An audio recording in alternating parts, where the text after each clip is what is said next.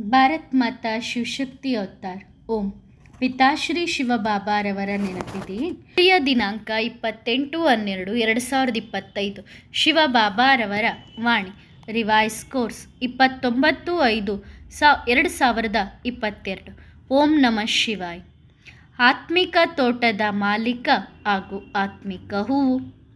ದಿವ್ಯ ಗುಣಗಳಿಂದ ಜೀವನವನ್ನು ಸುಗಂಧಭರಿತ ಹೂವಿನ ಸಮಾನ ಮಾಡುವಂತಹ, ಸರ್ವ ದುಃಖಗಳಿಂದ ಮುಕ್ತರಾಗಿದ್ದು ಸುಖದಾತರನ್ನಾಗಿ ಮಾಡುವಂತಹ, ಸದಾ ಉಮಂಗ ಉತ್ಸಾಹದ ನಶೆ ಹಾಗೂ ಖುಷಿಯಲ್ಲಿ ತೇಲಾಡುವಂತಹ ಮಕ್ಕಳ ಪ್ರತಿಯಾಗಿ ತೋಟದ ಮಾಲೀಕ ಶಿವ ತಂದೆ ಮಾತನಾಡುತ್ತಿದ್ದಾರೆ.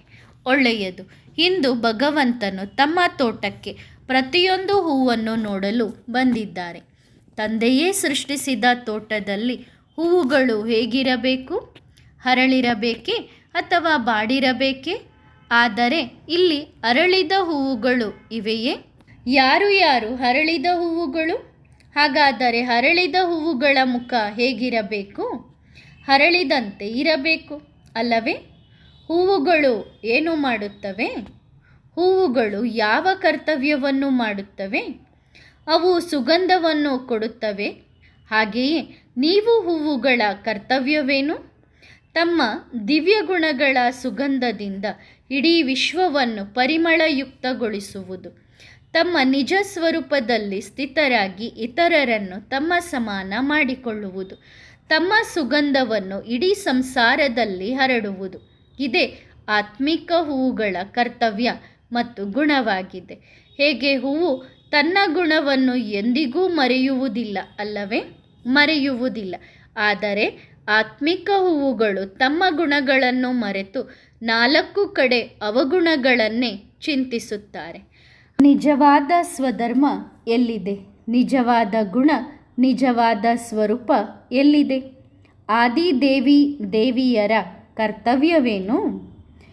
ಆದ್ದರಿಂದ ಪ್ರತಿಯೊಂದು ಮಗುವು ತಮ್ಮನ್ನು ತಾವು ನೋಡಿಕೊಳ್ಳಬೇಕು.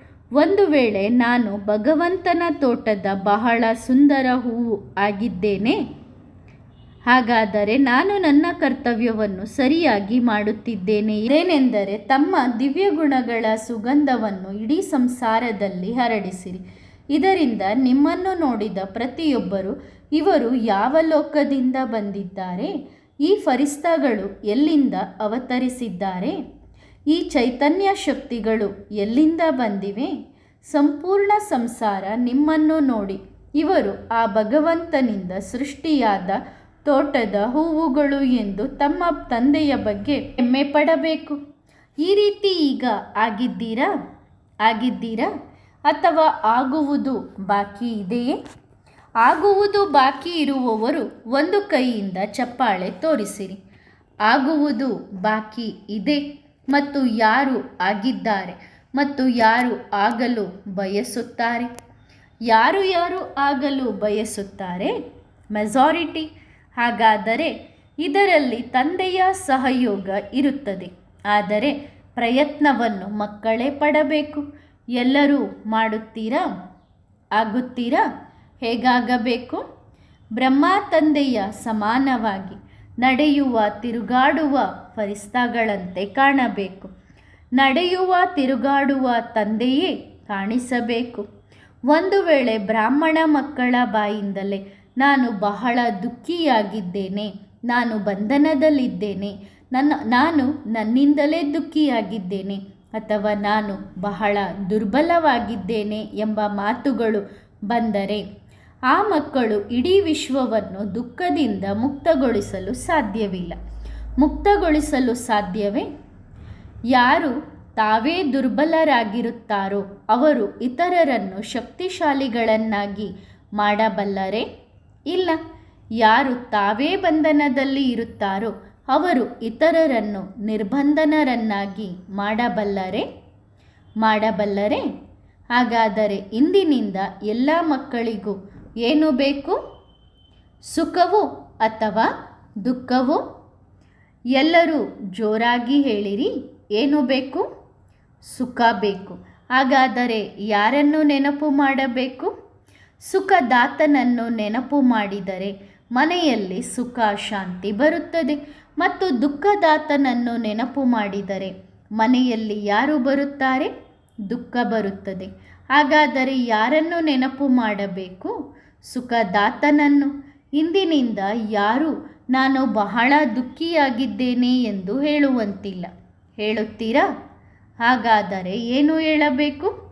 ನಾನು ಬಹಳ ಸುಖಿಯಾಗಿದ್ದೇನೆ, ಏಕೆಂದರೆ ನಾನು ಸುಖದಾತ ತಂದೆಯ ಮಗುವಾಗಿದ್ದೇನೆ. ಸುಖವನ್ನು ನೀಡುವ ಪರಮಪಿತ ಪರಮಾತ್ಮ ನನ್ನ ಜೊತೆಗಿದ್ದಾರೆ. ಹಾಗಾಗಿ ನಾನು ದುಃಖಿಯಾಗಲು ಸಾಧ್ಯವೇ ಇಲ್ಲ. ಎಲ್ಲರೂ ಜೋರಾಗಿ ಹೇಳಿರಿ, ನಾನು ಬಹಳ ಸುಖಿಯಾಗಿದ್ದೇನೆ. ನಾನು ಸುಖದಾತ ತಂದೆಯ ಮಗುವಾಗಿದ್ದೇನೆ. ನಾನು ನನ್ನ ಜೀವನದಲ್ಲಿ ಎಂದಿಗೂ ದುಃಖಿಯಾಗಲು ಸಾಧ್ಯವಿಲ್ಲ. ನೀವು ಮಕ್ಕಳು ಪ್ರತಿದಿನ ಬೆಳಗ್ಗೆ ಎದ್ದ ತಕ್ಷಣ ಒಂದು ಸ್ವಮಾನ ತೆಗೆದುಕೊಳ್ಳಿರಿ. ನಾನು ಬಹಳ ಸುಖಿಯಾಗಿದ್ದೇನೆ. ನಾನು ಸುಖದಾತನ ಮಗು. ನನಗೆ ದುಃಖ ಆಗಲು ಸಾಧ್ಯವೇ ಇಲ್ಲ. ಯಾರೇ ಎಷ್ಟೇ ದುಃಖ ಕೊಡಲು ಪ್ರಯತ್ನಿಸಿದರೂ ನನ್ನ ಬಳಿ ದುಃಖಕ್ಕೆ ಯಾವುದೇ ಸ್ಥಾನವಿಲ್ಲ. ದುಃಖ ಯಾವಾಗ ಆಗುತ್ತದೆ? ನೀವು ಅದನ್ನು ತೆಗೆದುಕೊಂಡಾಗ. ನೀವು ತೆಗೆದುಕೊಳ್ಳದೇ ಇದ್ದರೆ ದುಃಖ ಬರುವುದೇ ಇಲ್ಲ. ಒಂದು ವೇಳೆ ಎದುರಿಗಿರುವವರ ಬಳಿ ಬಹಳ ಭಾರವಾದ ತೂಕವಿದ್ದು ಅವರು ನಿಮಗೆ ಕೊಡುತ್ತಿದ್ದರೆ ಆ ತೂಕ ಯಾರ ಬಳಿಗೆ ಹೋಗುತ್ತದೆ? ನಿಮ್ಮ ಬಳಿಗೆ ಅಲ್ಲವೇ? ಅವರು ಕೊಟ್ಟರು, ನೀವು ತೆಗೆದುಕೊಂಡಿದ್ದೀರಿ ಅಂದ ಮೇಲೆ ಆ ಭಾರವಾದ ಭಾರ ನಿಮ್ಮ ಕಡೆಗೆ ಇದೆ. ಮತ್ತು ಒಂದು ವೇಳೆ ನೀವು ತೆಗೆದುಕೊಳ್ಳಲು ನಿರಾಕರಿಸಿದರೆ ಆಗ ಅದು ಯಾರ ಬಳಿ ಉಳಿಯುತ್ತದೆ? ಕೊಡುವವರ ಬಳಿಯೇ ಉಳಿಯುತ್ತದೆ. ನನಗೆ ಬೇಡ, ನೀವೇ ಇಟ್ಕೊಳ್ರಿ ಅಂತ ಹೇಳಿದ್ರಿ ಅಂದರೆ ಕೊಟ್ಟವ್ರ ಕಡೆಗೇನೆ, ಅಂದರೆ ಯಾರು ಕೊಡಲಿಕ್ಕೆ ಅಂತ ಬಂದಿದ್ರು ಅವ್ರ ಕಡೆಗೇನೆ ಆ ಭಾರ ಉಳಿಯುತ್ತದೆ. ಹಾಗಾದರೆ ನೀವೇನು ಮಾಡಬೇಕು? ದುಃಖವನ್ನು ತೆಗೆದುಕೊಳ್ಬಾರ್ದು, ಆದರೆ ಸುಖವನ್ನು ಎಲ್ಲರಿಗೂ ಕೊಡಬೇಕು. ಏಕೆಂದರೆ ನೀವು ಏನು ಕೊಡುತ್ತೀರೋ ಅದು ಹಿಂದಿರುಗಿ ಬರುತ್ತದೆ. ಇಂದು ಅಲ್ಲದಿದ್ದರೆ ನಾಳೆಯಾದರೂ ವಾಪಸ್ ಬರುತ್ತದೆ. 1ರಷ್ಟಲ್ಲ, ನೀವು ಕೊಟ್ಟಿದ್ದಕ್ಕಿಂತ 100ರಷ್ಟು ವಾಪಸ್ ಬರುತ್ತದೆ. ಹಾಗಾದರೆ ಏನು ಕೊಡಬೇಕು? ಸುಖ ಕೊಡಬೇಕು ಅಲ್ಲವೇ? ನೀವು ಯಾರಿಂದಲಾದರೂ ಸುಖವನ್ನು ಬೇಡಿದರೆ ಮತ್ತು ನೀವೇ ಯಾರಿಗಾದರೂ ದುಃಖ ಕೊಟ್ಟರೆ ಇದು ಸಾಧ್ಯವಿಲ್ಲ. ಏಕೆಂದರೆ ನಿಮ್ಮ ಕಡೆಯಿಂದ ಏನು ಹೋಗಿದೆಯೋ ಅದು ಅನೇಕ ಪಟ್ಟು ಹೆಚ್ಚಾಗಿ ನಿಮಗೆ ಬರುತ್ತದೆ. ಚಕ್ರಬಡ್ಡಿಯ ಸಮೇತ ಬರುತ್ತದೆ. ಈಗ ಅದು ಸುಖ ಆಗಿರಲಿ ಅಥವಾ ದುಃಖವೇ ಆಗಿರಲಿ, ಬಡ್ಡಿ ಸಮೇತ ವಾಪಸ್ ಬರುತ್ತದೆ. ದುಃಖದ ವ್ಯಾಖ್ಯಾನವಾಗಿದೆ ತಿಳಿದು ಯಾರಿಗಾದರೂ ತೊಂದರೆ ಕೊಡುವುದು. ಹಾಗೆ ನೋಡಿದರೆ ಪ್ರತಿಯೊಂದು ಮಗುವಿಗೂ ಎಷ್ಟು ತಿಳುವಳಿಕೆ ಇದೆ. ನನ್ನ ಮಾತುಗಳಿಂದ, ನನ್ನ ವರ್ತನೆಯಿಂದ 10 ಮಕ್ಕಳಲ್ಲಿ 9 ಮಕ್ಕಳಿಗೆ ದುಃಖ ಪ್ರಾಪ್ತಿಯಾಗುತ್ತಿದ್ದರೆ ಆಗ ನಾನು ತಪ್ಪಾಗಿದ್ದೇನೆ ಎಂದು ಯೋಚಿಸಬೇಕು ಮತ್ತು ನಾನು ನನ್ನನ್ನು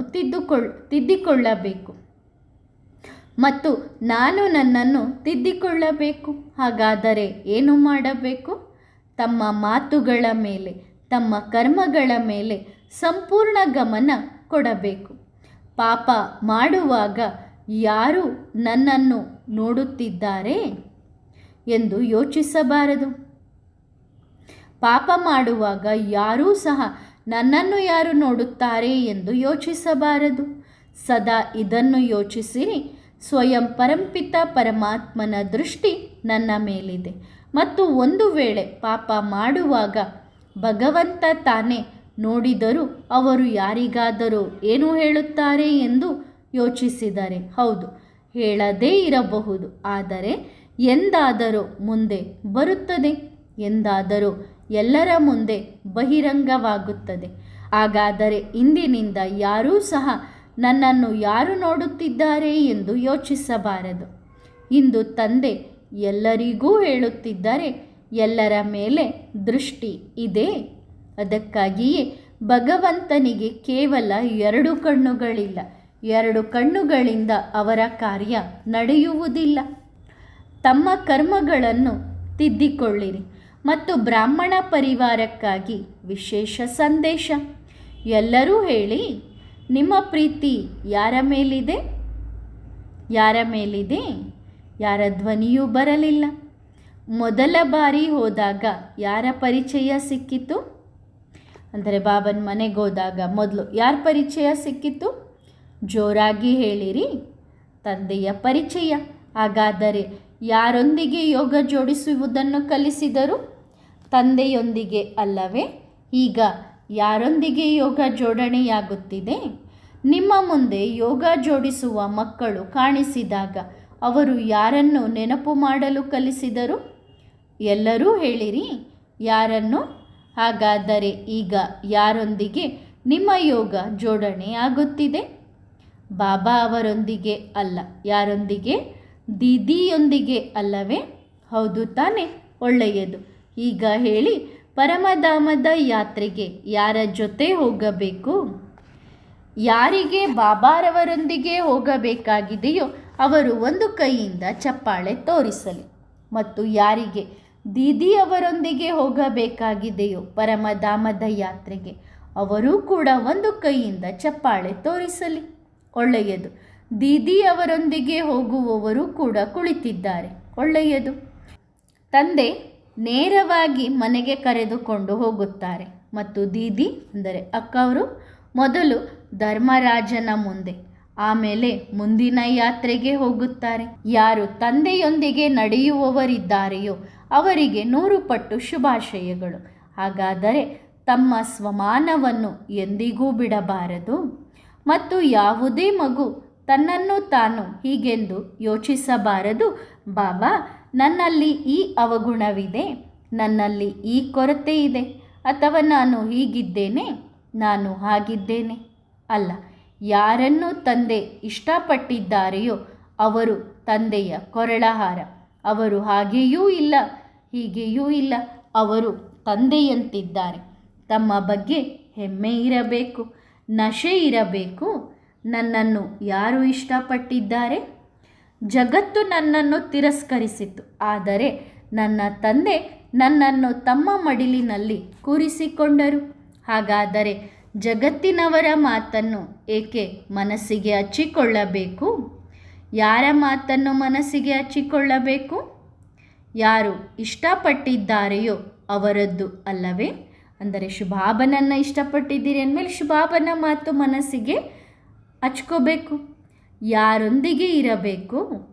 ಯಾರು ಇಷ್ಟಪಟ್ಟಿದ್ದಾರೋ ಅವರೊಂದಿಗೆ ಇರಬೇಕು ಅಲ್ಲವೇ? ಅವರು ಎಂದಿಗೂ ನೀನು ಹೀಗಿದ್ದೀಯಾ, ನೀನು ಹಾಗಿದ್ದೀಯಾ ಎಂದು ಹೇಳಿಲ್ಲ ತಾನೆ? ನೀವು ಬಹಳ ಒಳ್ಳೆಯವರು, ಬಹಳ ಒಳ್ಳೆಯವರು. ಏಕೆಂದರೆ ನೀವು ತಂದೆಯ ಹೃದಯದ ಮೇಲೆ ರಾಜ್ಯ ಮಾಡುವ ಮಕ್ಕಳು. ಆದ್ದರಿಂದ ನೀವು ಬಹಳ ಒಳ್ಳೆಯವರು. ಈ ನಶೆ, ಈ ಸಂತೋಷ, ಈ ಖುಷಿ ಎಂದಿಗೂ ಹೃದಯದಿಂದ ಹೋಗಬಾರದು. ಈ ನಶೆ ನನ್ನನ್ನು ಯಾರು ಇಷ್ಟಪಟ್ಟಿದ್ದಾರೆ, ನಾನು ಯಾರವನು ಎನ್ನುವ ನಶೆ ಇರಬೇಕು. ಸರಿ ಇದೆಯೇ? ಸರಿ ತಾನೆ? ಈ ರೀತಿ ಹರಳುತ್ತಿರುವ ಹೂವುಗಳಿಗೆ ಭಗವಂತ ಮತ್ತು ಬ್ರಹ್ಮ ಮಾಲಿಯ ಕಡೆಯಿಂದ ಬಹಳ ಮಧುರವಾದ ನೆನಪು, ಪ್ರೀತಿಗಳು. ಮತ್ತು ಸದಾ ಖುಷಿಯಾಗಿರಿ, ನಗುತ್ತಾ ಇರಿ, ಮುಗುಳ್ನಗುತ್ತಾ ಇರಿ. ತಂದೆ ತಾವು ಮಕ್ಕಳನ್ನು ಬಿಟ್ಟು ಎಲ್ಲಿಗೂ ಹೋಗುವುದಿಲ್ಲ. ಮಧುಬನದಲ್ಲಿ ತಂದೆ ವಿದಾಯ ತೆಗೆದುಕೊಂಡಾಗ ಆ ಸಮಯದಲ್ಲಿ ಕೆಲವು ಮಕ್ಕಳು ಕೂಡ ತಂದೆಗೆ ವಿದಾಯ ಕೊಟ್ಟು ಬಿಟ್ಟರು. ಏನು ಯೋಚಿಸಿಕೊಟ್ಟರು? ಈಗ ಬಾಬಾ ಬರುತ್ತಲೇ ಇಲ್ಲ, ಈಗ ಅವ್ಯಕ್ತ ಪಾಲನೆಯಲ್ಲೇ ಬೆಳೆಯಬೇಕಾಗಿದ್ದರೆ ಏಕೆ ಮನೆ ಸಂಸಾರವನ್ನು ನೋಡಿಕೊಳ್ಳಬಾರದು? ಅಥವಾ ಯಾರಿಗೆ ಈಗ ಈ ಆಲೋಚನೆಗಳು ಹುಟ್ಟುತ್ತವೆಯೋ, ಇಷ್ಟು ಜೀವನವನ್ನು ತಂದೆಗೆ ಕೊಟ್ಟಿದ್ದೀರಿ ಮತ್ತು 2 ಗಳಿಗೆ ತಂದೆಗಾಗಿ ಕಾಯಲು ಆಗಲಿಲ್ಲವೇ? ನನ್ನ ಬಾಬಾ ನನ್ನನ್ನು ಕರೆದೊಯ್ಯದೆ ಎಲ್ಲಿಗೂ ಹೋಗುವುದಿಲ್ಲ ಎಂಬ ಈ ವಾಗ್ದಾನವನ್ನು ನೆನಪಿನಲ್ಲಿಟ್ಟುಕೊಳ್ಳಲಿಲ್ಲವೇ? ಹೋಗಲಿ, ಈಗ ಏನಾಗಿದೆಯೋ ಅದು ಡ್ರಾಮಾ. ಬಿಂದು, ಫುಲ್ ಸ್ಟಾಪ್ ಇಡಿ. ಆದರೆ ಇಂದಿನಿಂದ ಮುಂದೆ ತೀವ್ರ ಪುರುಷಾರ್ಥಿಗಳು ಕೊನೆಯವರೆಗೂ ವೇಗವಾದವರು ಮೊದಲಿಗರು ಅಂದರೆ ಲಾಸ್ಟ್ ಸೋ ಫಸ್ಟ್ ಎನ್ನುವ ಸಂಖ್ಯೆಯಲ್ಲಿ ಬಂದು ತೋರಿಸಬೇಕು. ಒಳ್ಳೆಯದು ಮಕ್ಕಳೇ, ಮತ್ತೆ ಸಿಗೋಣ. ನಂತರ ಎಲ್ಲರ ಕಡೆಯಿಂದ ಬಾಬಾರವರಿಗೆ ಹೂಗುಚ್ಛವನ್ನು ಅರ್ಪಿಸಲಾಯಿತು. ತಂದೆ ಸದಾ ಜೊತೆಗಿದ್ದಾರೆ. ಮುಂದಿನ ಸಾರಿ ಇದಕ್ಕಿಂತಲೂ ದೊಡ್ಡದಾದ, ಅನೇಕ ಪಟ್ಟು ದೊಡ್ಡದಾದ ಹೂಗುಚ್ಛವು ತಂದೆಗೆ ಬೇಕು. ಪ್ರತಿಯೊಂದು ಮಗುವಿನ ನೆನಪಿನ ಪ್ರೀತಿಯನ್ನು ತಂದೆ ಹೃದಯದಿಂದ ಸ್ವೀಕರಿಸುತ್ತಾರೆ. ಯಾರು ಬಾಬಾ ನಾನು ನಿಮಗಾಗಿ ಏನನ್ನೂ ತಂದಿಲ್ಲ ಎಂದು ಯೋಚಿಸಬಾರದು. ತಂದೆಯ ಅತ್ಯಂತ ದೊಡ್ಡ ಉಡುಗೊರೆ ಏನೆಂದರೆ ನೀವು ಬಂದಿದ್ದೀರಿ. ಒಳ್ಳೆಯದು ಮಕ್ಕಳೇ, ಮತ್ತೆ ಸಿಗುತ್ತೇನೆ. ವರದಾನ: ಸರ್ವಗುಣಗಳ ಅನುಭವಿಯಾಗಿರಿ. ಆತ್ಮನ ಸರ್ವಗುಣಗಳ ಅನುಭವ ಮಾಡಿದ್ದೀರಾ? ಯಾವುದು ಸ್ವಯಂನ ಗುಣವಾಗಿದೆ? ಜ್ಞಾನ, ಪವಿತ್ರತೆ, ಶಾಂತಿ, ಪ್ರೀತಿ. ಈ ಎಲ್ಲ ಗುಣಗಳನ್ನು ಒಂದು ವೇಳೆ ಅನುಭವ ಮಾಡಿದಾಗ ಭಿನ್ನ ಭಿನ್ನ ಪರಿಸ್ಥಿತಿಗಳು ಸಮಯ ಪ್ರತಿ ಸಮಯ ವಾರ್ ಮಾಡುತ್ತಲೇ ಇರುತ್ತವೆ. ಅವು ಬದಲಾಗುತ್ತವೆ. ಅನುಭವಿ ಆತ್ಮಗಳು ಎಂದು ಮೋಸ ಹೋಗುವುದು ಅಥವಾ ಸೋಲನುಭವಿಸಲು ಸಾಧ್ಯವಿಲ್ಲ. ಸದಾ ವಿಜಯಿಯಾಗಲು ಸಾಧ್ಯವಿದೆ. ಒಳ್ಳೆಯದು. ಓಂ ನಮಃ ಶಿವಾಯ.